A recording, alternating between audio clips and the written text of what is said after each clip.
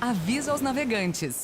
Chegou a hora de cruzarmos o país visitando os museus. Ciência, história, moda, gastronomia, tecnologia, talento e imaginação. Apurem os sentidos. Guiar você por essas rotas fascinantes do conhecimento é a minha missão.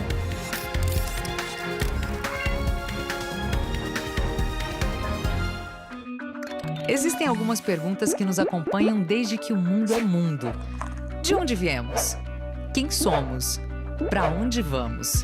Hoje, te convidamos a entrar no ambiente de ideias e explorações, que tenta, a partir dessas e outras perguntas, planejar uma caminhada rumo aos possíveis amanhãs. Como você quer viver os próximos 50 anos?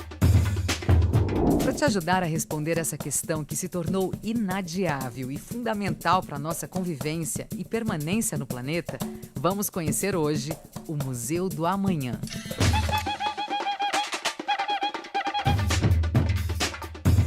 O Museu do Amanhã fica na cidade do Rio de Janeiro.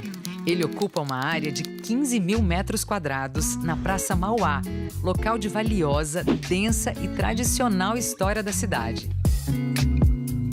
A Praça Mauá, a gente costuma dizer que ela é um espaço da cidade muito especial, porque talvez seja um dos únicos locais da cidade do Rio de Janeiro que a gente tem, se a gente olhar 360 graus ao redor, a gente pode contar a história do Rio de Janeiro a partir da arquitetura e da paisagem da cidade. Então a gente começa com o próprio Mosteiro de São Bento, no século XVI, continua até o Morro da Conceição, século XVII, aqui o prédio da Marinha, no século XVIII, século XIX a gente tem o próprio prédio do Dom João, que faz parte do Museu Mar, o prédio do Turing, e o prédio da Noite, que é um prédio considerado o primeiro arranha-céu da América Latina. Seguindo ainda, século XX, o prédio do RB1, que é um prédio de arte pós-moderna. E a gente tem o Museu Mar, que foi um dos equipamentos aqui da região portuária dentro desse processo de renovação urbana. E, finalmente, o Museu do Amanhã, século XXI, finalizando esse círculo, esses 360 graus. É uma área da cidade extremamente, historicamente, muito importante, que precisa ser conhecida. Como aproximar o público para conhecer a região portuária? Com essa ideia na cabeça, a Prefeitura criou o projeto Porto Maravilha, que visa renovar essa área tão importante para a história da cidade. Então, o Museu Mar ele foi o primeiro grande equipamento cultural instalado nessa região e abriu aí um caminho importante para o Museu do Amanhã chegar e fazer essa relação que a gente faz com a população. O museu ganhou a atenção tanto do público de outras localidades como a dos seus próprios vizinhos. Então, o Morro da Providência, ele tem uma importância capital porque ele é a primeira favela do Brasil. Quer dizer, o nome favela, ele vem justamente desse morro, porque era o Morro da Favela originalmente.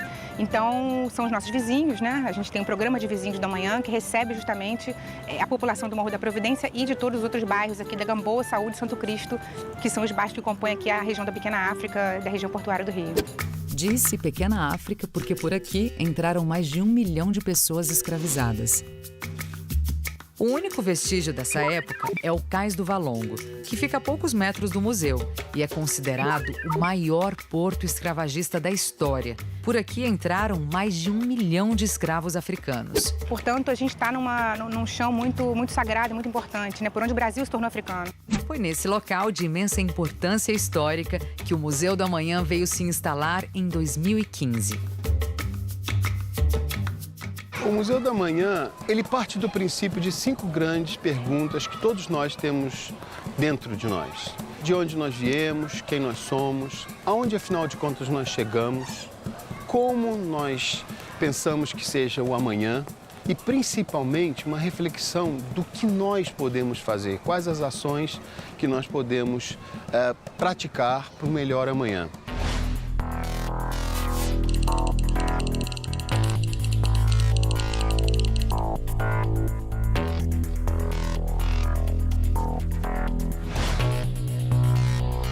O Museu do Amanhã é um museu de ciência. Na verdade, é um museu de ciência aplicada. A proposta do museu é usar os recursos das ciências contemporâneas para oferecer para os visitantes uma jornada de exploração de cenários de amanhã possíveis. Todo museu tem sua coleção, a coleção do Museu do Amanhã são possibilidades. O nosso intuito é que o visitante reflita sobre as oportunidades e os desafios que se abrem hoje na construção desse ou daquele amanhã possível. Causa e efeito. É disso que a ciência fala, é disso que o museu quer convidar os visitantes a pensar. O museu explora as oportunidades e desafios que a humanidade terá que enfrentar a partir de duas perspectivas: sustentabilidade, como queremos viver o mundo, e convivência, como queremos viver uns com os outros. Preparados para começar a experiência? Temos aqui o cartão da Íris. O sistema Íris é um sistema digital do museu para ajudar vocês que estão chegando agora a interagir um pouco melhor com o conhecimento que tem registrado aqui dentro. O museu é muito grande e é impossível ler todo o conteúdo que o museu guardou aqui dentro num dia só. Então, numa próxima visita, quando você volta, você não precisa ir no mesmo terminal. Você pode, olha, esse terminal eu já usei. Então, eu vou num próximo terminal para dar continuidade à minha pesquisa dentro do museu.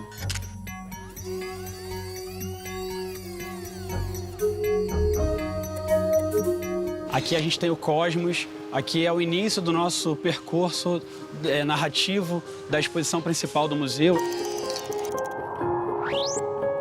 Então, aqui esse portal cósmico, a ideia é criar uma experiência contundente, uma experiência imersiva que retire o visitante da sua expectativa do dia a dia. Viajar entre galáxias, vai mergulhar no coração de uma estrela, vai presenciar a formação da Terra, a aparição da vida, a emergência do pensamento através da arte, 13,7 bilhões de anos de evolução cósmica condensados em 8 minutos. Somos o vazio. Somos tempo e espaço.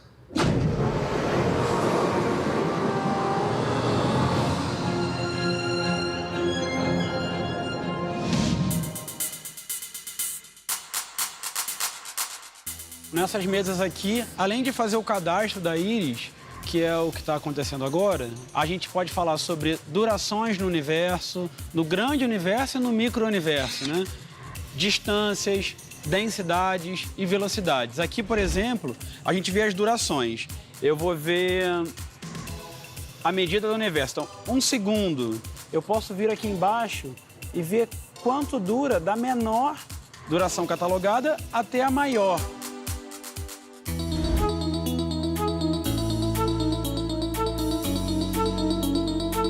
Esse museu ele foi projetado no seu primeiro ano receber 400 mil visitantes. E, ao invés de 400 mil, nós recebemos 1.400.000 visitantes. Então, a gestão no Museu da Manhã, ela sempre foi desafiadora, ela continua sendo desafiadora.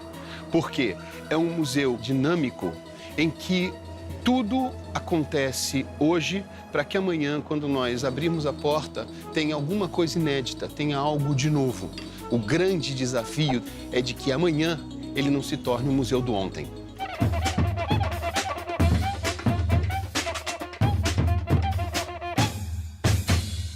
O desafio é manter o conteúdo pulsante. Afinal, em algum lugar do mundo, já é amanhã. A gente saiu da área Cosmos, que tem a pergunta de onde viemos, e agora a gente precisa entender quem nós somos nesse universo. Nós somos membros, parte do sistema complexo Terra. Nossa existência nesse sistema tem 3 dimensões: matéria, vida e pensamento. Então, a proposta desses 3 grandes cubos é explorar cada uma dessas dimensões. Do lado de fora de cada um dos cubos, nas peles, como a gente chama, é sempre o ponto de vista da unidade, daquilo que é comum naquele tema.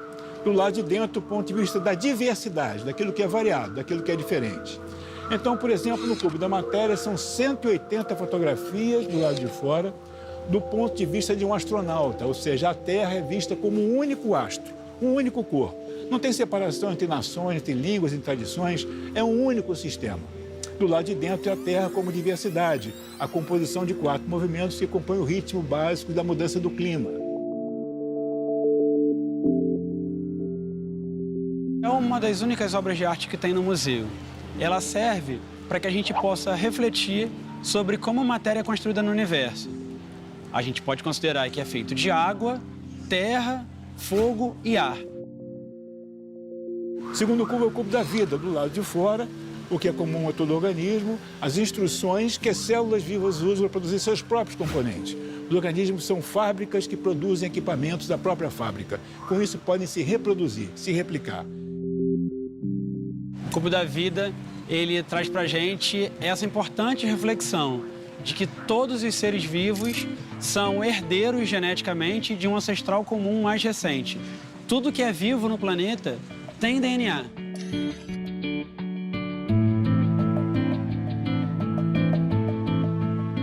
As imagens retratam a Baía de Guanabara, onde fica o museu, e foram produzidas durante 3 expedições fotográficas que aconteceram especialmente para o Museu da Manhã.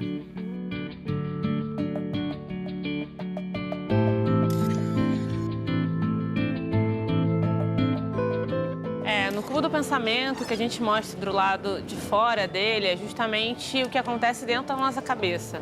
É a fisiologia do cérebro e as sinapses, que são as transmissões nervosas, mostrando como tudo acontece dentro da nossa cabeça. Porque o Cubo do Pensamento ele vai trabalhar dentro dele justamente a diversidade, que é produzida pelo nosso cérebro. São 1.020 fotografias, 60 temas musicais que tocam aleatoriamente, nunca repete, para mostrar que a humanidade é feita de muitas humanidades. Nós temos a mesma base fisiológica, a mesma base de pensamento, mas somos capazes de criar muitas diferenças, muitas culturas. Embora as pessoas pensem que o Cubo do Pensamento fala muito sobre as diferenças, quando a gente entra aqui dentro, a gente vê muito mais as semelhanças. Por exemplo, aqui a gente tem o pilar da família, que vai apresentar diferentes formas do que é ser família. Mas em todas elas mostram que nas mais variadas localidades do mundo, a união entre pessoas e animais ela é celebrada. E o que a gente quer apresentar aqui é a ideia decisiva de que há algo em que todos nós somos muito parecidos, algo que todos nós somos iguais, somos todos diferentes.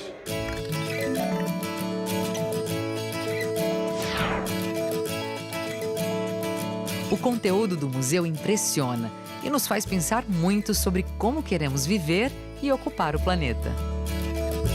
Nós tivemos a intenção de oferecer para o visitante diferentes ambientes sensoriais, de tal maneira que ele pudesse ter diferentes gamas emocionais ao se deparar com aqueles conteúdos, com aquelas informações. Algumas informações que veremos no próximo bloco são perturbadoras. Esse último painel aqui, esse que fica aqui atrás, que traz algumas informações um pouco impactantes em relação à finitude da nossa vida. Mas teremos também momentos de paz e tranquilidade rumo aos amanhãs possíveis. Eu tô bem ansioso. Eu tô doido para me terminar de ver o restante. Então fica aí que a gente já volta.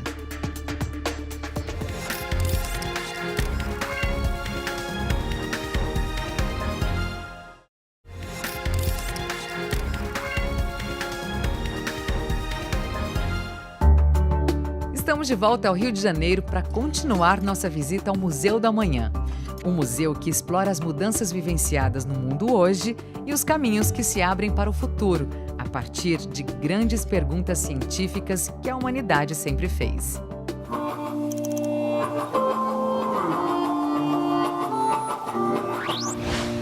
O prédio onde funciona o museu foi projetado pelo arquiteto espanhol Santiago Calatrava. Seu formato é inspirado nas bromélias do Jardim Botânico do Rio.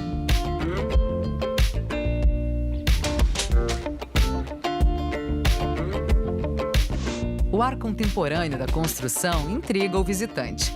Muitos acham que se trata de um museu apenas com conteúdo tecnológico, o que não é verdade. O Museu da Manhã ele é um museu de ciências aplicadas, um museu educador. Ele possui uma narrativa com conteúdos profundos sobre todas as temáticas que nos provocam a reflexão. Essa narrativa, uma vez tendo sido definida, foi embarcada uma tecnologia para que isso fosse colocado ao nosso visitante de uma forma mais atual possível, fosse atrativa. Porém, o Museu da Manhã não é um museu de tecnologia. Todos os dias, novos conteúdos são gerados, novos conhecimentos chegam até nós e são produzidos no planeta. E dessa forma nós fazemos com que as alterações sejam colocadas a dispor de todos os visitantes. E isso exige do Museu da Manhã um trabalho constante em termos de atualizações. As atualizações são fornecidas por diversos parceiros e armazenadas numa espécie de cérebro. De lá, os dados são transmitidos para os braços do museu, ou seja, o Laboratório de Atividades do Amanhã, setor dedicado à inovação e criação. O nosso propósito aqui é prototipar um futuro mais social e sustentável, usando tecnologias exponenciais e tradicionais de uma forma transdisciplinar. Cientistas, artistas, designers, biólogos, antropólogos, e tudo isso ajuda a gente a vislumbrar novas possibilidades e também pensar em novos projetos olhando por outras óticas.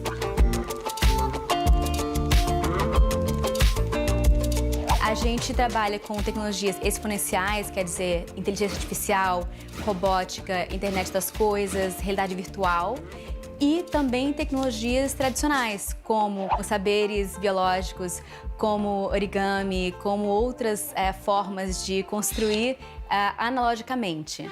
Se o cérebro do museu está programado para constante renovação, no dia a dia sobra um desafio: surpreender os visitantes.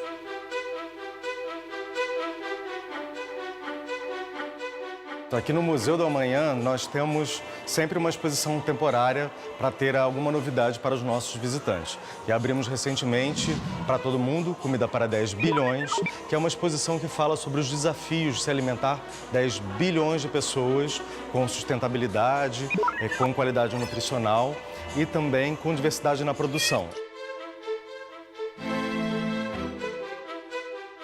A exposição começa discutindo uma dicotomia que vivemos hoje. Por causa da globalização, estamos comendo alimentos vindos de países distantes. Porém, o cardápio está cada vez mais padronizado no mundo todo.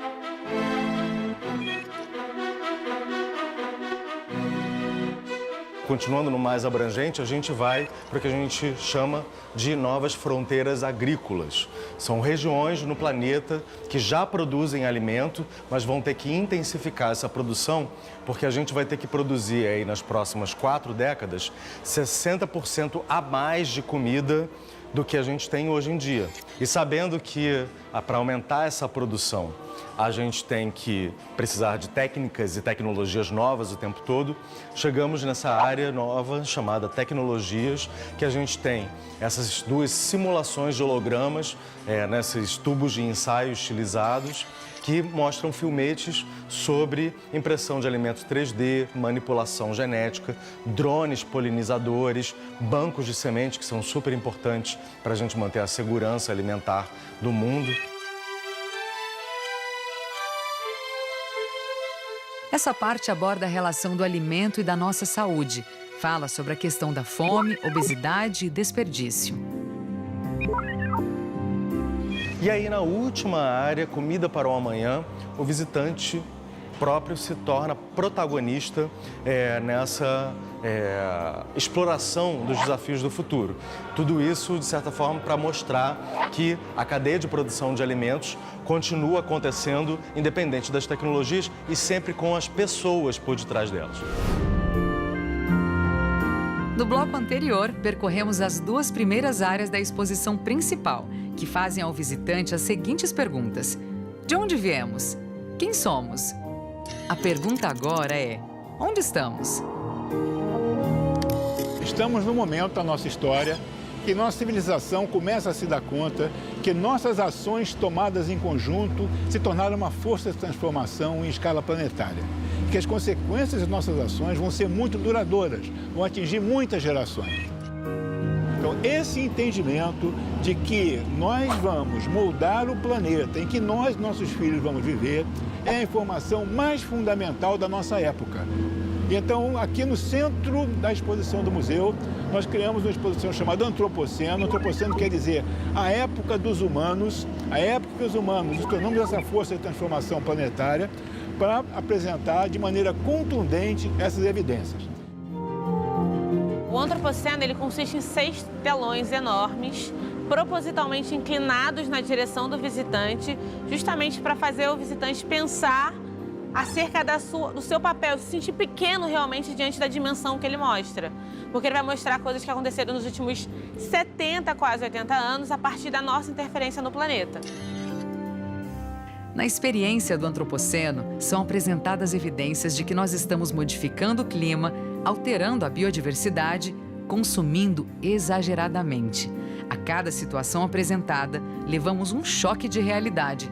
A sensação é de assombro.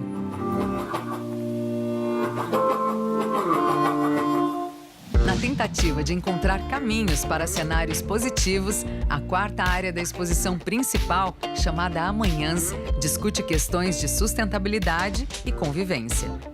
O fundamento conceitual do museu é a ideia de que o amanhã não está pronto, acabado, terminado. Não é uma data do calendário, não é um lugar que nós vamos chegar. O amanhã vai ser uma construção. Para isso, a gente trabalha numa escala de 3 espaços, né? A gente tem sociedade, planetas e humanidade. Então, as decisões tomadas hoje estão construindo esse cenário de 2050, que é a lógica que o museu opera. Mas, independente disso, o fator mais preocupante, mais necessário é a nossa convivência. Porque imagina, mais 3 bilhões de pessoas no mundo, hoje com a fome crescendo nos últimos 3 anos. Se a sociedade mudar o seu comportamento, independente das mudanças e das transformações, esses 3 bilhões de pessoas serão melhores recebidos nos próximos 50 anos. Jogos interativos ajudam o visitante a entender como suas ações são decisivas para esse ou aquele amanhã, como o caso do Pegada Ecológica. Ele vai trabalhar justamente com os consumos de cada pessoa que vem até o museu. Então, a frequência que você come carne, que você anda de carro, que você compra livros, eletrodomésticos, para no final dizer, se todo mundo no planeta viver igual a você, são necessários X planetas. Enquanto o brasileiro gasta 1,8 planetas, a gente vai ter americanos dando 8 planetas. Se nós mudarmos a nossa forma de consumir combustível fóssil, por exemplo, isso quer dizer que vamos afetar, de certa maneira, a produção agrícola a partir da mudança climática. Afetando a agricultura, afetamos a economia. Afetando a economia, afetamos a vida das cidades. Afetando a vida das cidades, afetamos as migrações das populações. As migrações das populações dão lugar a tensões geopolíticas. São essas redes de consequência que conformam cenários de amanhã possíveis. Nós queremos que os visitantes se explorem, sondem e pensem que mundo eu gostaria de viver, que mundo eu gostaria de deixar para os meus filhos e netos. É essa a experiência que a gente convida os visitantes a terem aqui. Então, ele te faz uma pergunta de um possível cenário para os próximos 10 anos e te dá 5 alternativas para você investir recursos. Então, é como se você fosse governante e gestor por um dia. Eu espero que a gente vai continuar a pesquisar, que o mundo inteiro vai ter consciência para melhorar as coisas, melhorar o mundo e continuar a sobreviver. Depois de receber milhares de informações, enfrentar dilemas e descobrir a nossa responsabilidade com o planeta, chegamos à Oca, um espaço de descompressão. Nesse último momento da exposição principal, a gente quis trocar o lado do cérebro do visitante para fomentar sensibilidade, imaginação, delicadeza. Nós nos inspiramos numa casa de conhecimento dos índios brasileiros, criamos essa Oca, e essa Oca é um lugar onde os mais velhos, a tribo se reúne e os mais velhos relatam para os mais novos as histórias, os mitos, as legendas que compõem o coração daquela cultura. É um lugar onde se dá a conexão entre o passado e o futuro.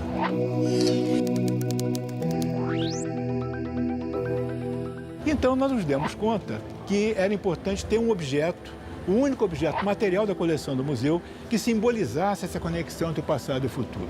E esse objeto é um objeto dos aborígenes australianos, ou seja, dos indígenas do outro lado do mundo, numa casa de conhecimento dos índios brasileiros, uma ferramenta simbólica que é um xuringa. E o xuringa é essa peça esculpida, de forma chamada serpente do arco-íris, que é uma espécie de roteiro pelo qual o sábio da tribo informa aos mais jovens os mitos, as legendas, o herói nasceu, o herói bebeu água, o herói saiu da aldeia, o herói lutou com o canguru, o herói trouxe as benesses para a aldeia. O único objeto físico da exposição do museu como um símbolo do próprio museu, aquilo que o museu aspira a ser, o amanhã do Museu do Amanhã.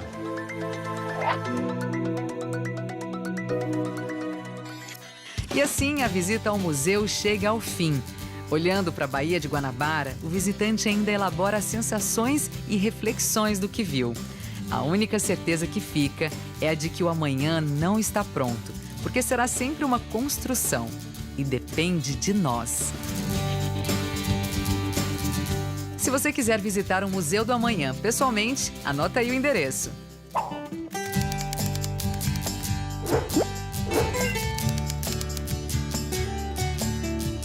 Tchau, até o próximo museu.